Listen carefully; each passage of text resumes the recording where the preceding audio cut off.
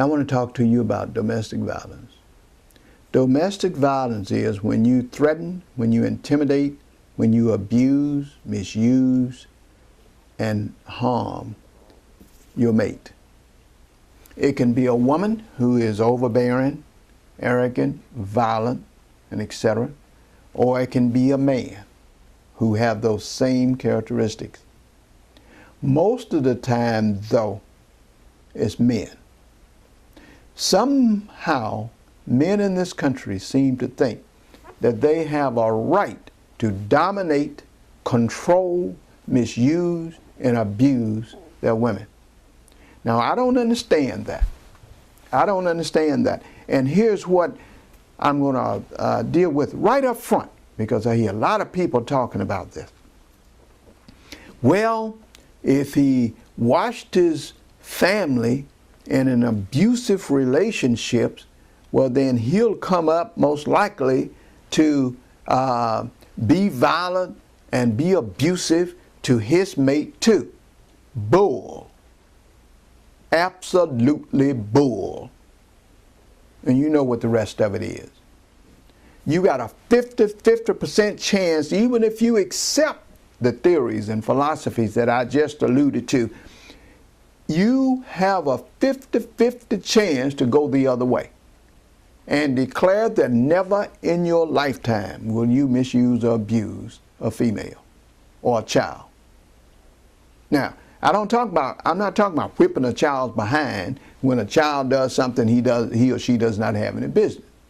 Because God prepared a little spot back there, made it soft, and made it very appealing, you know, for you to, not in a fit of anger, but in a fit of corrective discipline, to pat on that little backside with a hand or a belt or something that is reasonably safe in order to get that child's attention. You spank on that part, and in order to get the attention up here at the other part, you know, and what you're doing is registering your discontent or your fed upness or your attitude or your expectations with that child.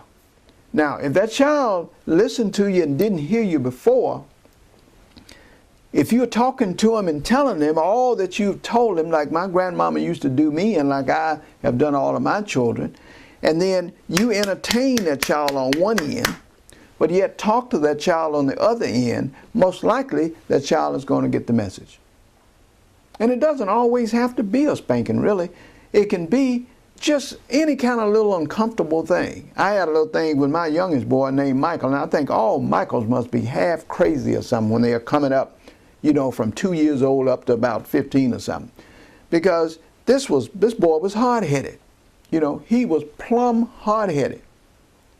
And I had to deal with Michael. So what I did for Michael was I had a little finger thump, a little fist thump that I would use, you know.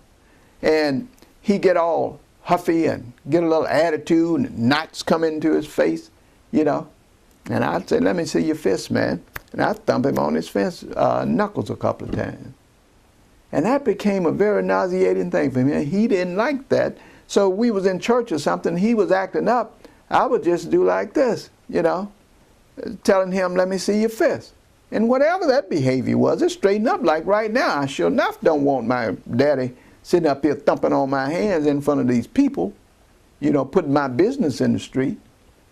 But you've got to control your children. You've got to have some kind of control. But that's not the kind of stuff I'm talking about.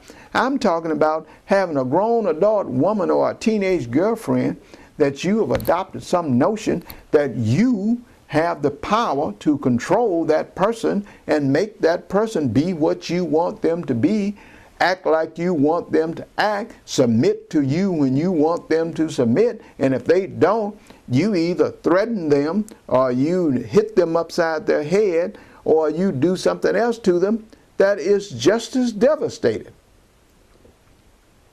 Now I'm telling you men, that you don't have to do that.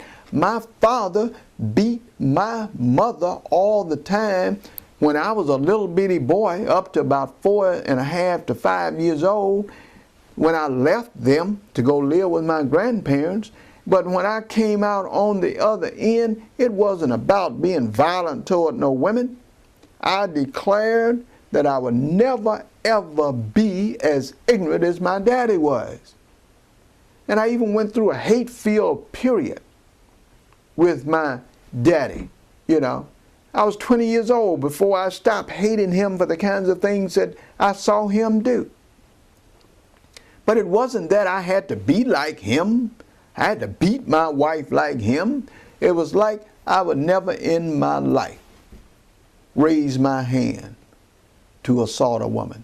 And I would not use intimidating tactics like, I'll kill you if I catch you with somebody else. Do you know that's a threat on somebody's life? And men are going around here telling women, I can kill you and get away with it. They'll never realize what happened to you, because I was in the army and they train us how to kill, and it looks like it's natural. And now you got your woman walking around in the house, tipping around, afraid that someday, some evening, some night, you may put some kind of a blow on her that will take her out and nobody will never know. That is stupid. That is being stuck dead on stupid. Any man who does it is stuck dead on stupid. And I don't understand why women take it, but women, you guys are very complicated and complex. And you tolerate a whole lot of stuff in the name of love that I wouldn't take for a minute. But I wish that you could, if you were being misused, abused, threatened, intimidated, or just violently assaulted or threatened with death, you need to consider something else. You need to consider something else.